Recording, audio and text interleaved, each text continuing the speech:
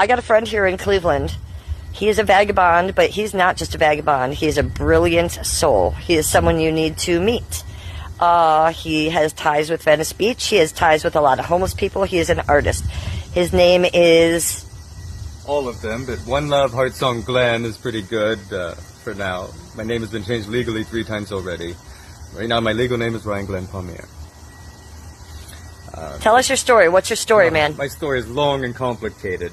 So much. The name thing came with me trying to be heart song and live my life by resonating with the lyrics, the music, and sacred poetry that resonates with my heart and soul.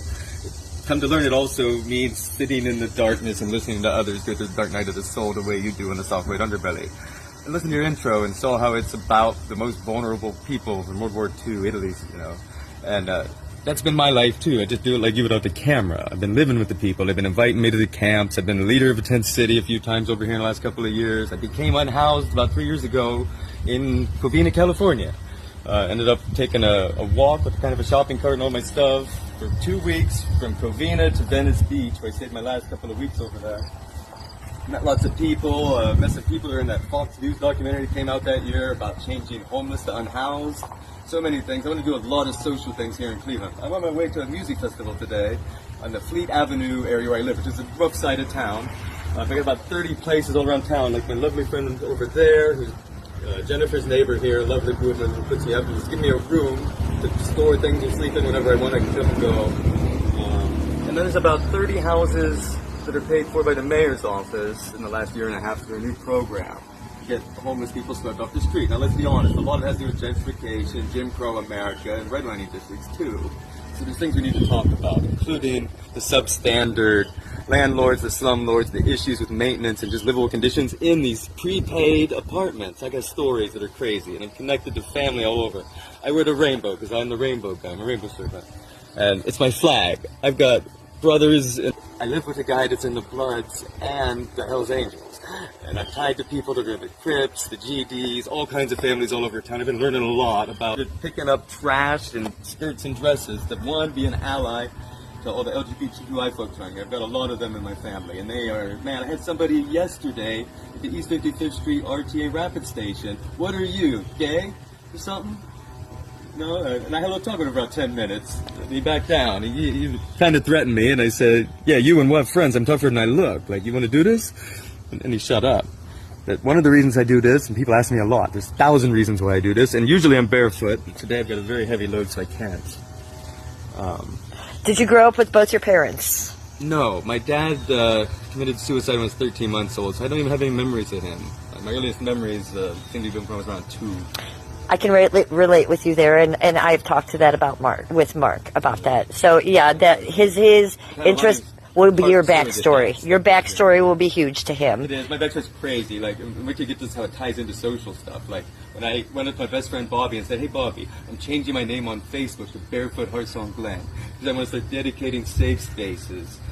I'm going to start dedicating circles between trees as safe spaces for groups of 1 or more to assemble peacefully and whatever, with restrictions only as necessary because we must protect the children. I spelled one W-U-N, One Love. I started One Love Family Band, Heart Tribe Edition. Talk to me about Venice Beach. Venice Beach, I only spent maybe like 8 or 9 days there at the end of my 3-month learning how to become completely unhoused in Los Angeles County, California. I was working for Petition Connection Incorporated, a First Amendment petition gathering company that gets things on California's referendum state initiative ballot process. That interested me because in the past I've worked for government in Stark County, Ohio, where I was born, Canton. Worked for the commissioners and the auditor, learned a lot about property tax. I got to get my fingers on everything. Talk to me about the mob. I'm learning about that. There's a lot of gangs here, and I don't know who's who and who's not, but I may be tangled with the mafia with some of the weird shit I do and the way I go about it, but I've also made connections to a lot of the underground who's who around here, and they know who I am. I got some protection. Are they in the tent cities? They seem to be. And I don't know if it's the mafia, if it's Bloods, if it's the GDs. It seems to be a mix of all of them. Sometimes they seem to work together here, and sometimes they seem to be rivalry. I know I'm going fast, but this is for Mark. Can you No, because I'm trying to figure that stuff out. Tell me about this. I wear this in part because it helped me. Explain that to Mark. Explain how you made it, why you made it, and what it does. Because of the way they track changes the things with sound and or electromagnetic antennas, FM, maybe AM, I'm not sure. I've gotten signals and whatever. I started doing this, and when I do certain things around certain circles, people's cell phones go crazy and stuff. I hear bird chirps from hidden sounds, even in this neighborhood I'm standing in right now. There are fake birds in Bird Town that will chirp when people do things. It's part of the massive surveillance net, and I don't know exactly who's watching all that yet. I'm figuring it out. I've got one guy that's admitted that some of the stuff I'm fucking with is part of a security. And he's trying What do to you get me think? in What do you interview think's with the most important thing on here? The heart and the cross. But this is all me and us. It shows, It's it your highlights alchemy. how everything is connected to everything. I believe in universal oneness. I was raised Mennonite initially, and I'm kind of the rainbow black sheep of my family. The Mennonite part, he'll be very interested in that But I background. needed that as part of my crazy personal You grew up story by Nelson's path. Ledges? Oh, I'm a legend there. Like, Me too. I grew up when I there. first lived in Lakewood. That's how I met the Mennonites. The first time I lived in Lakewood is because I got invited by my transgender sugar mom to come live with her.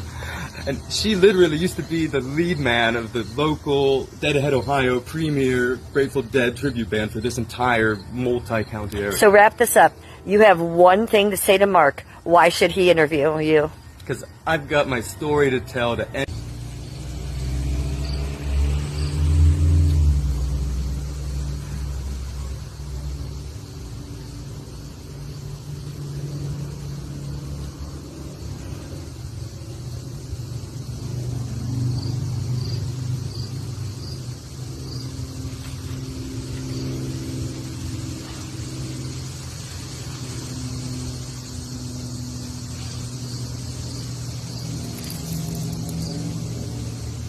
Have a good day, sweetie. Bye, Glenn.